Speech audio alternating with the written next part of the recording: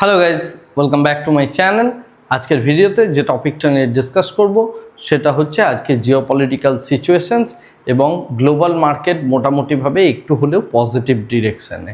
তো global market positive হচ্ছে, crude oil, natural gas এই সমস্ত প্রাইসগুলো স্লাইডলি ডাউন হচ্ছে। তো এই সমস্ত বিষয়গুলো নিয়ে আজকে ডিসকাশন করব এবং আগামীকালের মার্কেটের জন্য যে যে জিনিসগুলো ইম্পর্টেন্ট সেই বিষয়গুলো নিয়েও একটু কথাবার্তা বলবো। আগামীকাল 15ই এপ্রিল এবং সেই দিন হচ্ছে আমাদের এখানে শুভ নববর্ষ। তো সেই উপলক্ষে আগামীকাল কোনো ভিডিও চ্যানেলে আসবে না। ওকে, তো সেই কারণে আজকের ভিডিওটার মধ্যেই আমি আগামীকালের টোটাল ভিউটা দিয়ে দিচ্ছি এবং আগামী পরশুর জন্য আমি অবশ্যই একটা লেখা বা কোনো একটা পোস্ট, ছোট্ট করে পোস্ট আপনাদের জন্য দিয়ে দেবো, কিন্তু কোনো ভিডিও চ্যানেলে আসবে না। যাই হোক, তো আমি প্রথমেই যে জিনিসটা দেখার চেষ্টা করব সেটা হচ্ছে আমাদের যে ভিক্স মোটামুটিভাবে 20-র কাছাকাছি, ইউএসডি আইএনআরও 93.51 ডলারের কাছাকাছি। তো এই জায়গাগুলো আমরা এর আগে লাস্ট দিন মার্কেট ক্লোজিংয়ে দেখেছি। এর মধ্যে সব থেকে ইম্পর্টেন্ট যে জায়গাটা সেটা হচ্ছে বিটকয়েনের যে প্রাইস, সেটা কিন্তু 5%-এর কাছাকাছি বেড়েছে। গ্লোবাল যে ইকোনমি রয়েছে বা ডোনাল্ড ট্রাম্পের নতুন যে সমস্ত তত্ত্বগুলো উঠে আসছে, রিনেগোসিয়েশনের কথা উঠে আসছে, সেই সমস্ত দিক মনে করেই বিটকয়েনের মধ্যে একটা পজিটিভিটি দেখতে পাচ্ছি এবং ইউএসের বন্ড সেটাও মোটামুটি দেখতে গেলে ফ্ল্যাট আপাতত।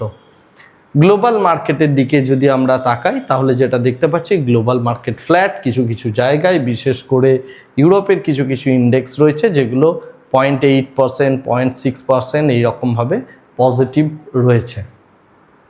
এখন আমরা যদি ক্রুড অয়েল, ন্যাচারাল গ্যাস বা কমোডিটি প্রাইসের দিকে তাকাই তাহলে কমোডিটি প্রাইস যেটা 102-103 ডলারের কাছাকাছি চলে গিয়েছিল, সেই জায়গাটাও ধীরে ধীরে স্লাইডলি কুল অফ হচ্ছে এই টাইপ অফ নিউজগুলো আসার পর, এবং ন্যাচারাল গ্যাস প্রাইসের মধ্যেও আমরা একটা ডাউনওয়ার্ড টেন্ডেন্সি দেখতে পাচ্ছি।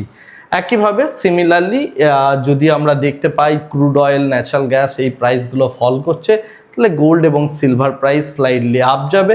তো সেই সেন্সে গোল্ড এবং সিলভার প্রাইসের মধ্যেও আমরা একটু আপ দেখতে পাচ্ছি এবং ক্রুড অয়েল, ন্যাচারাল গ্যাস যে ডিরেকশনে যাবে, অ্যালুমিনিয়ামও সেম ডিরেকশনে যাবে। সেই কারণে আমরা অ্যালুমিনিয়াম প্রাইসকেও একটু ডাউন দেখতে পাচ্ছি। এই বিষয়গুলো নিয়ে আমি বিগত কয়েকটা ভিডিওতে অলরেডি ডিসকাশন করেছি, রাইট? তো এটা হচ্ছে আমাদের নেক্সট দিনের মার্কেটের জন্য যে ওপেন ইন্টারেস্টটা, সেই ওপেন ইন্টারেস্টটা আমি এখানে প্লট করেছি।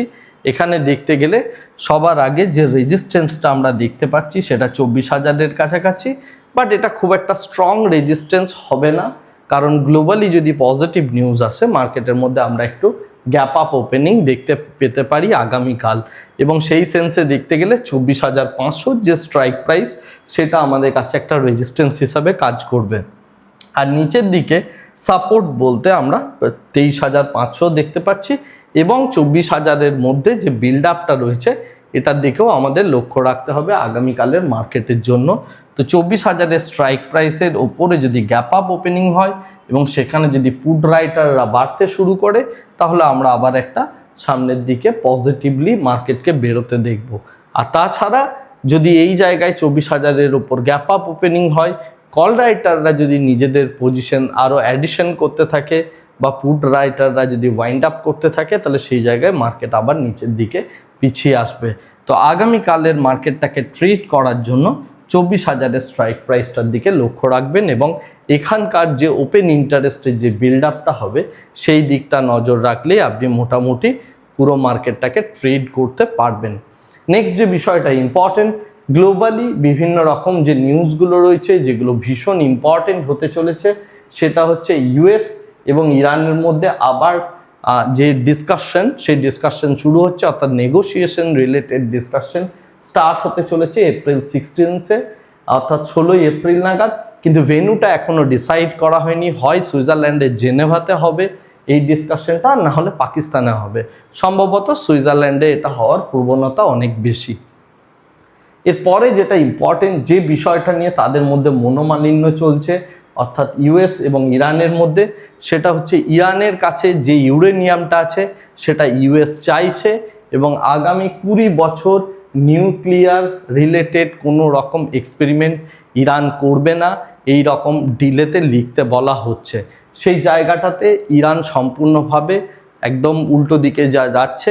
ইরানের বক্তব্য হচ্ছে যে আমরা 5 বছরের কাছাকাছি এটা মানতে পারি, কিন্তু 20 ইয়ার্স নয়। তো এই বছর কত বছর তারা করবে এইটা এই মুহূর্তে কিন্তু একটা নেগোসিয়েশনস পয়েন্ট হিসাবে দাঁড়িয়েছে। তো এই ইয়ারটা যদি ফাইনালাইজ হয়ে যায় তাহলে আমরা ইউএস এবং ইরানের মধ্যে একটা ডিল হয়তো আগামী দিনে দেখতে পেতে পারি, যেটা 16ই এপ্রিলের পরবর্তীতে আমরা জানতে পারবো এর সম্পর্কে টোটাল ডিটেলস। নেক্সট যে বিষয়টা ইম্পর্টেন্ট, সৌদি আরব ইউএসের কাছে বলেছে যে হরমুজের ব্লকেডের যে বিষয়টা মানে আমেরিকা করছে সেই বিষয়টা যেন আমেরিকা না করে, সেই বিষয়ে রিথিঙ্ক করতে বলা হয়েছে। তার কারণ এটা রেড সি এর মধ্যেও একটা রিস্ক ক্রিয়েট করে দিচ্ছে। তো যাই হোক, এই সমস্ত বিষয়গুলো, এই সমস্ত জিওপলিটিক্যাল বিষয়গুলো নিয়ে ডিসকাশন হবে 16 তারিখ। তো আগামীকালের মার্কেটে যেরকম সিনারিওটা বললাম ওই টাইপের হতে পারে। মার্কেট, গ্লোবাল মার্কেট থেকে শুরু করে ইন্ডিয়ান মার্কেট, প্রত্যেকেই যেটা এক্সপেক্ট করছে যে এই জায়গাতে এরপরে হয়তো একটা নেগোসিয়েশন ধীরে ধীরে চলে আসবে, বা মার্কেট একটা নেগোসিয়েশন এখানে এক্সপেক্ট করছে। আর রাশিয়ান যে পোর্ট আছে সেই পোর্টের মধ্যে Tehran Indian oil supply chain, এই পুরো বিষয়টা রাশিয়ার পোর্টে অ্যাটাক হয়েছে, যে কারণে মানে ইন্ডিয়ার মধ্যে অয়েল সাপ্লাইয়ের মধ্যে একটা ব্যাহত হতে দেখা যাচ্ছে এবং সেখানে একটা ড্রোন অ্যাটাক হয়েছে, রাইট? তো এটা একটা মাইনর নিউজ বলা যেতে পারে এই যে সিনারিওটা, সেই সিনারিওর পরিপ্রেক্ষিতে। Last but not the least যে নিউজটা ইম্পর্টেন্ট সেটা হচ্ছে যে অটো সেক্টরের মধ্যে একটা স্ট্রং ডিম্যান্ড দেখা যাচ্ছে, যেটা ইন্ডিয়াতে 16% ইয়ার অন ইয়ার জাম্প করলো।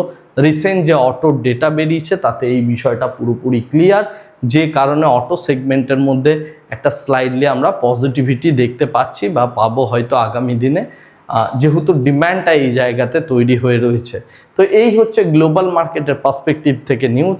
আজকে আমাদের মার্কেট বন্ধ। আমাদের টার্গেট বা লক্ষ্যটা থাকবে 16 তারিখে কি নেগোসিয়েশনস হচ্ছে সেই নেগোসিয়েশনের ওপর, এবং এই নেগোসিয়েশনের ওপর ভিত্তি করে আগামী দিনের মার্কেটের ট্রেন্ড বা গতি প্রকৃতি আমরা দেখতে পাবো।